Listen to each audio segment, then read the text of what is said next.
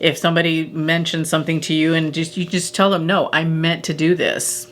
Hello and welcome to the channel. Very happy that you're here today because I am talking about something that I love, and that is how to style neutrals in the winter.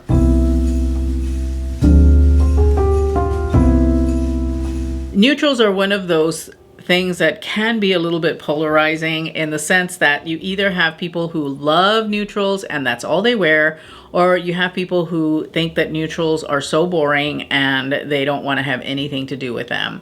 I am in the love neutrals camp. A majority of my own personal wardrobe is comprised of neutral tones. I really love neutrals because, one, they're very soothing, they're very calming, and they make getting dressed really, really easy. Yes, you might think that it's a little bit boring if you wear a lot of neutrals.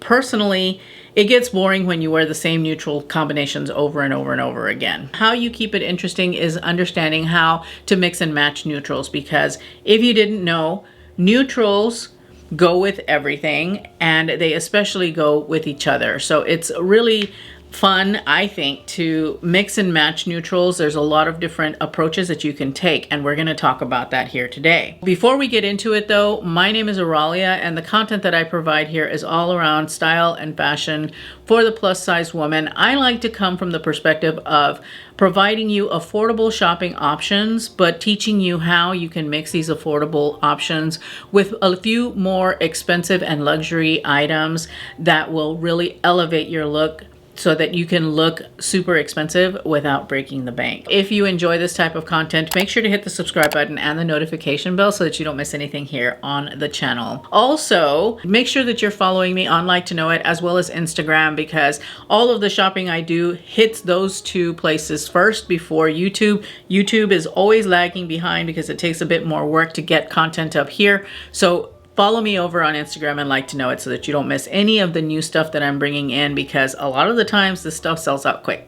So you want to be sure to stay on top of it if you're interested in buying new things for your wardrobe. I'm going to focus on 4 different areas where neutrals are concerned.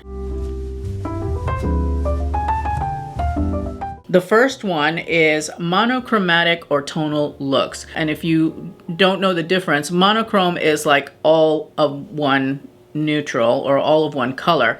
Tonal is when you take different hues and shades and tones of the same color. So say for instance, you're wearing white and you want to mix in something that is also white but has maybe like a taupe tone to it. They still work together because they're both, for all intents and purposes, white, but one has got a slightly different hue or a slightly different tone to it.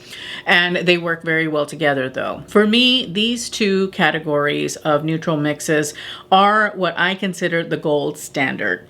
And the reason I call them the gold standard is because you will always look the most expensive, the tallest and the slimmest, in one color head to toe. You can absolutely change the textures to bring in some visual interest. I would strongly recommend that you do that so that way you have something interesting that the eye is looking at, but you're wearing one color head to toe. The line doesn't get broken up, and so your eye isn't jarred and doesn't break things apart. It sees it all as one. Granted, it is an illusion. You're not truly slimmer, you're not truly taller, but you look that way because you've got one continuous line going up and down the body. Going back to having that one tone, that one color, it really does look the most expensive because it just is very classic, very sophisticated, and just sends the message of money, especially when it is in something like white or ivory. That especially gives off that money look. But even when you're wearing all gray or all black or all camel, doesn't matter. You're always going to look very much elevated as compared to all of the other combinations that I'm going to talk about here. This is gray and black, or camel and black, or camel and white, gray and white, black and white, you know, those types of neutral mixes that are what you really see normally everywhere. I really love them because honestly, one neutral against the other tends to bring out the richness in the neutrals and really creates a beautiful mix of neutrals. It creates a lot of visual tension, of course, because you've got this high contrast mix, but it also creates a really beautiful tension because of that contrast that you have. It's quite beautiful, very rich, really sophisticated, not quite as sophisticated or elevated, I should say, as the monochromatic or tonal looks, but still very sophisticated, very rich. I love mixing neutrals, especially things mixed with black or things mixed with gray, because they do bring out a beautiful, beautiful contrast. These are the neutrals that people tend to shy away from, and I honestly don't understand why. I'm gonna be, I don't get it. I don't understand. The one that is probably the most, what I feel, misunderstood is navy blue and black. A lot of people tend to shy away from that mix. Personally, I think it is a very sophisticated color combination. I love how it looks together. I really, really embrace navy blue and black lately, especially. I think it is just such a really lovely, lovely dark neutral combination. And somebody once told me that they didn't like navy blue and black because they felt that people would think that they got dressed in the dark and didn't know that the two pieces they were picking were not the same color. I do it intentionally. I really think that navy blue and black are such a lovely mix and very surprising, because a lot of times what happens is that when you're far away from someone, they think you're wearing all black, and the closer you get to them, then they realize, oh wait, no, that's navy blue and black. And so it's a little bit surprising and unexpected.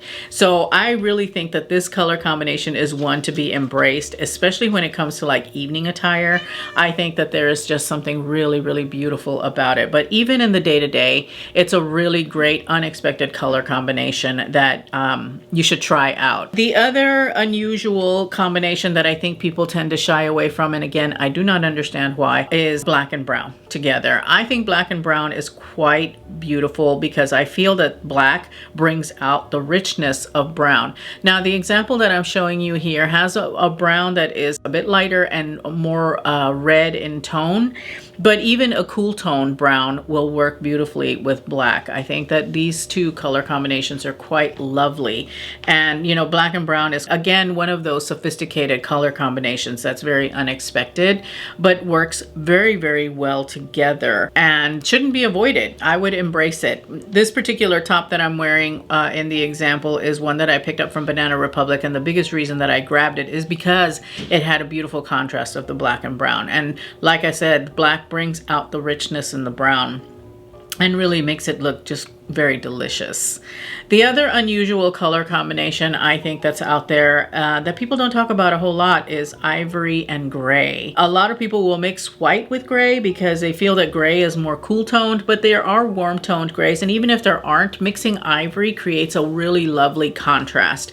And ivory and gray is one of my favorite color combinations. Other than black, gray is my next favorite neutral. I love wearing gray because gray does well with everything, really, really well with everything that you pair it with. And it can even work in a cool tone gray against a warm tone ivory, or like a white with a warm tone gray. It all works really, really well together. Gray is very, very flexible in that way. Another unusual color combination is one that I actually featured last week. That is navy blue and blush.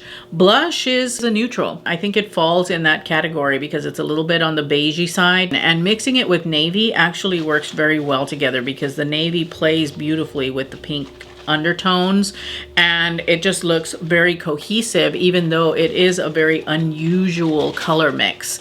So don't be afraid to experiment with your neutrals, I guess is what I'm getting at here, and mixing them together, because you never know what you're going to come up with. Like olive is another neutral that I'm not featuring in this video, but it is a neutral and it works beautifully with pretty much everything that you pair it with. So don't be afraid of mixing your neutral tones, not just the ones I talk about, just whatever neutral tones you have. Mix them with things, put them up against things, and look to see how they work together.